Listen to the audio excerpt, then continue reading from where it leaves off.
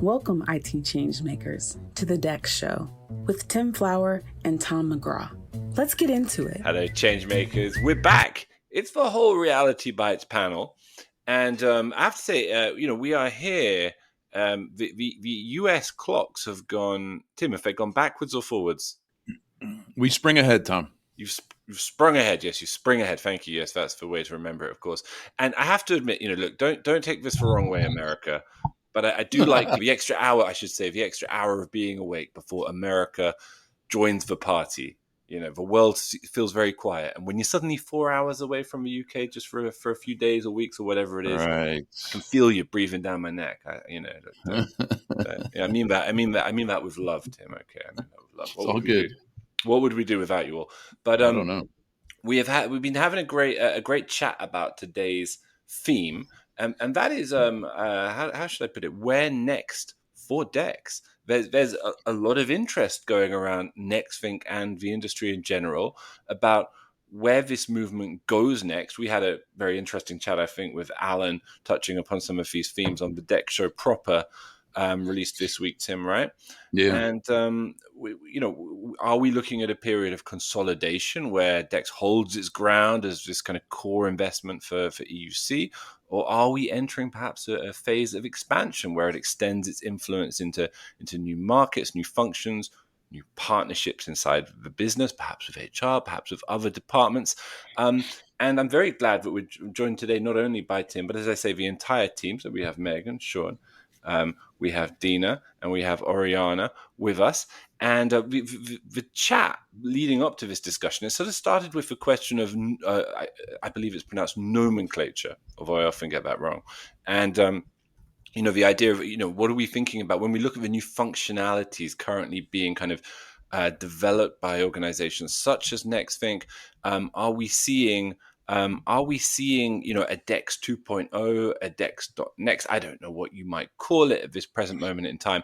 But is that just a marketing question, or is it important in terms of indicating the direction of travel? I still think of DEX as this kind of inherently EUC allied word, Tim. And maybe what we call it or how we frame the next stage of the journey does matter. I don't know. What's your instinct? I think it matters because we need to demonstrate that things are changing, that it's not just business as usual. AI is affecting everything we do. A lot of vendors are just tacking on .ai onto their product or onto their banner. So we've got to find a way to differentiate. And I really do think it is, it's bigger than just the evolution of what we do today. DEX in itself was the revolution. I don't know that DEX.next or whatever we're calling it is another revolution, but it really is. We talked a little bit about this with Alan, but I really do feel that it's a fundamental change in how we manage data and how we turn that data into information. Our adopt module is the first evolution of something new in DEX, but there's so much more coming. And I really do believe that we're going to see less and less innovation put into modules like that, and more innovation put into the data that's available for AI to go mine and find that enlightenment, if you will. What do you think of this, Dina? I want to ask. I think it looks like operationalization, right? So I'll take everything that Tim highlighted and actually put all of the cool concepts, all of the methodologies and innovation that we have done and really put it to work. So changing how we are doing work and taking us through the full transformation journey of DEX, how we get better at it and really get the value out of it. So making all of those data points, transforming them into information where it would make more sense now to really put things in the right direction, make them actionable, make them measurable and quantifiable, right? So that's the core of where we are going. Not maybe not so much on new concepts, but really putting those concepts in operation in real life into test. Sean, what your unique perspective on trends in the market? Where do you see things going from a market perspective? Yeah, so I certainly think for IT's side of the topic, it's changing. They have big questions that they have to answer, like in how they align their L1, L2, and L3. But also, we know that they're going to be working more and more with HR and that data is coming out. We have it in some of our older reports. I personally am curious to see in 5-10 years time how that will then trickle down to us at the laptop or the desktop when we open it up. I'm hoping that we'll have fewer choices. That'll be more of like a minimalist approach to things, so that instead of, we kind of talked about this in another discussion a couple of weeks ago, but we're always distracted. We're always on our phones. There's always so much going on, and getting into that like deep flow state is becoming more and more difficult. So I think IT and HR and some of these other departments are going to have a role to play to help us deal with our daily work and be more efficient and not stressed. And, even if it's meaning like getting like overrides or notifications on our computer to say, hey, you've been on this one app or you've been on the device itself for X amount of time. Is this really productive for you, healthy for you, et cetera? So that's what I'm hoping for the long-term future. And even think about some of the AI capabilities, let's explore the art of the possible a little bit, right? So if you were to ask the system, how are my employees feeling about the version upgrade from last week? And the system can go in and say, we don't have any data for that. Should I create an engage campaign and ask them? So now you've got an ability to explore both data that does exist and data that doesn't exist. And the automation can create the automation and go get the missing data. So now you've got an ability to really query the people as part of your system to get more information. And even from an IT's perspective, should I upgrade to the next version of PowerPoint? Well, let me go look at Cloud Insights and tell you what others are experiencing. So it becomes less of a module that we need to build and more of just an interactive state with the enterprise. I think the opportunities are really cool, especially when you start getting into what you talked about, Sean, in integrating your operations with HR, with the business. You get so much more. The opportunities of intelligence out there are really cool. Do we anticipate some kind of a clash between those two business functions, HR and IT, over the sort of central question of who owns the employee experience in the future? I'd be quite interested maybe in Oriana's take on that one, actually. As usual, I think my answer to everything is it depends, right? I think it's going to vary a lot between organizations, but I do think that the organizations that are going to be very successful are the ones that are successfully able to integrate that, to bring those teams together, right? We've talked a lot about information siloing in the past, not recently, but I think this is one of the places where we really see the benefit of breaking down corporate silos and bringing together teams that maybe haven't historically worked together, but as they modernize, they really will have to. And I think we're seeing this in the HR space, especially, is this interest in how do we bring HR into the modern era by really understanding that we live in a technology-centric world. How do we make that technology human? How do we work with the people who are implementing that to have this more holistic approach and bring together these different skill sets and also upskill workers so that they are more effectively able to meet in the middle to do that? Interesting. And Megan, obviously, is somebody who talks to a lot of our customers, as does Oriana, as does Tim, among others here. But I was wondering if you have any kind of, if you're seeing the breakdown of the silos that Oriana there describes or advocates for actually happening in the present tense, and what, based upon those kind of customer interactions and kind of, DEX innovator interactions you have with innovators in DEX, suggest that next stage is going to look like more generally. Yeah, so I think like one of the cool things about DEX from, speaking to customers over the last couple of years is if you want to do it well, if you want to, like, to echo what Dina was saying, if you want to try to work towards that maturity, it sort of has to be a collaborative project. Like one team alone can impact some elements of a digital employee experience within an organization. But if it just stays within that one team, there's a limit, right? And you might just always be in that sort of reactive, or what we call reactive plus place. But if you want to be really effective and get kind of the most out of the strategy, you've got to learn how to reach out to other teams in a way that brings them on board. And we've seen that within our customers doing that within IT, right? So like learning how to talk to the security team and what data and what insights to share to bring them on board, the application teams, whoever, the network team. Now I think one of the next stages is how do you reach across departments? And in the same way, how do you learn to speak their language to bring them on board in a way where there isn't that conflict of like, I'm in control of the digital employee experience. No, no, I am, but rather we are. And how can we work together to make it better for the whole and keep it employee centric, human centric? Because I think the risk with all of this, the exciting new technologies that we're talking about, is that DEX turns into the next sort of chatbot that the person's just sitting there typing agent, agent, agent, agent over and over again because they just like, please stop making me talk to this AI. I just have a problem I need to solve, right? So that I think is the risk.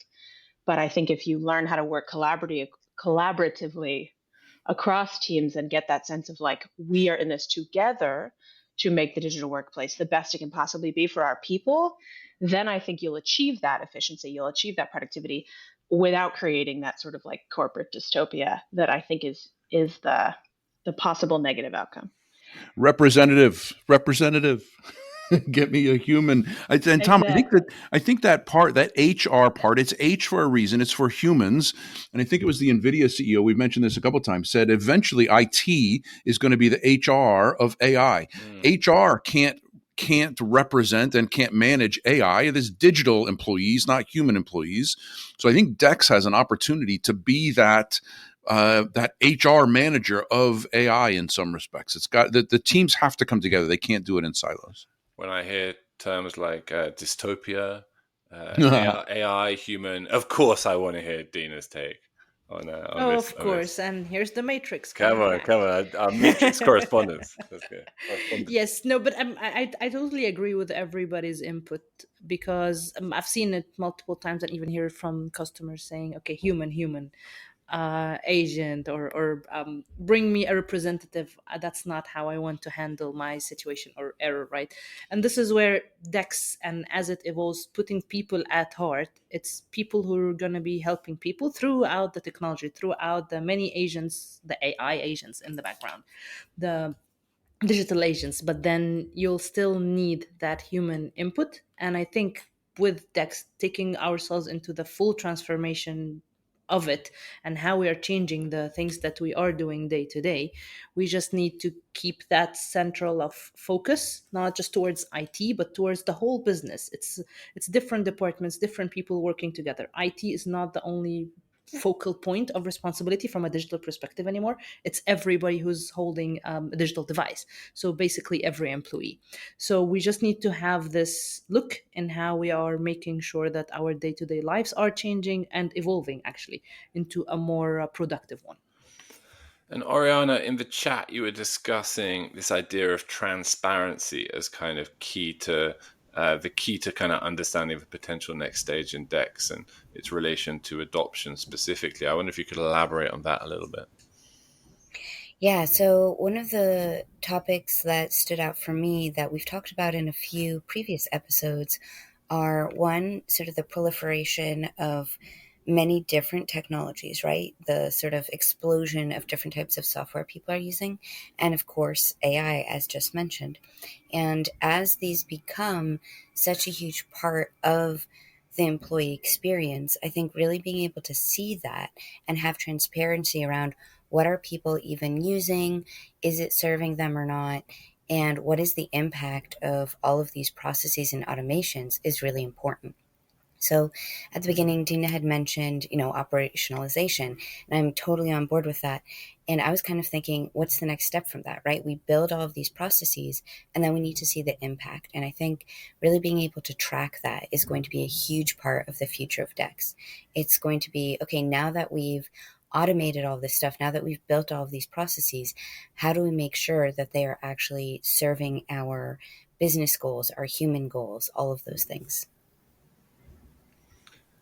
And Tim, when we think about this notion of where does DEX go next, I'm kind of conscious that for someone like yourself, you came out of Hartford, you saw how much DEX was needed in that kind of intensive EUC IT orientated environment. Is there a danger in an industry getting ahead of itself when there's so much still that needs fixing? There are so many lights to be turning on in so many workplaces still around the world. We are not yet there in that sort of illuminated state that you eventually experienced and enjoyed. It's one of the, I think, and I was telling Pedro this last week, it's one of the most frustrating parts of my job. And I think of many people at NextThink is, as an IT person, I know so much value can be had from this platform. Why is it taking so long to get everybody on board? I mean, I've been here 10 years now and there's still work to do. So it's tough to think about what happens next for DEX when there's still so much opportunity for people that haven't even touched the surface with it.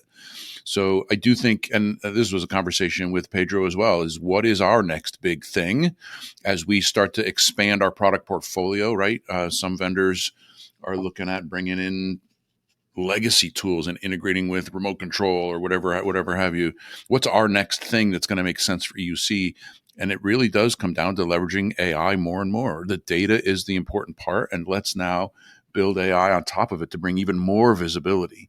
The thing I love about talking to people about NextThink is that holy cow moment, that, oh my God, what did I just see? And that has existed in the product for 20 years.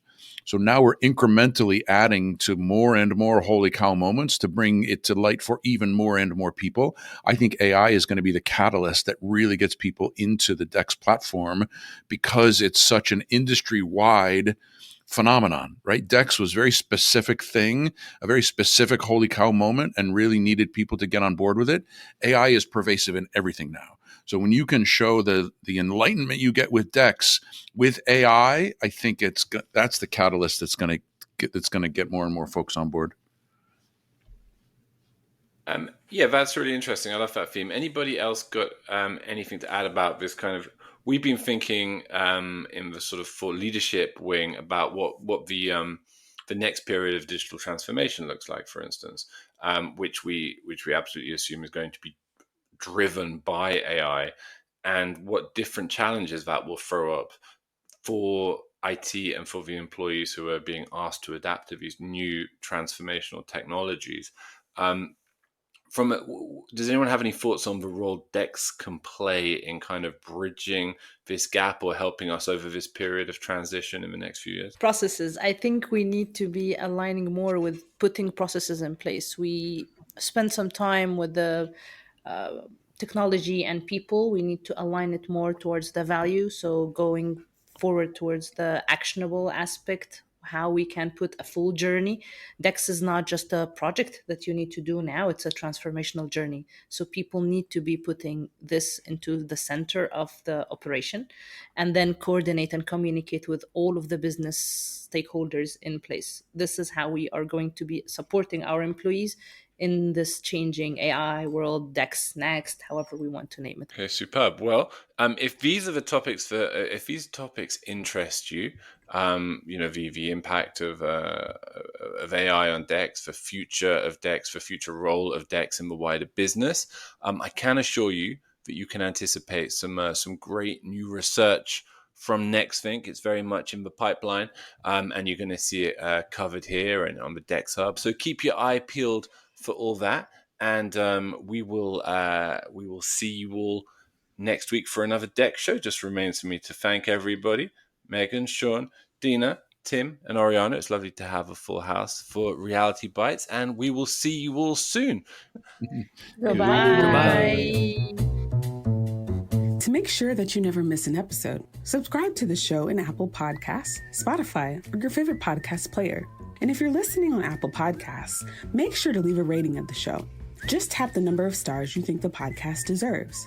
If you'd like to learn more about how NextThink can help you improve your digital employee experience, head over to nextthink.com. Thank you so much for listening. Until next time.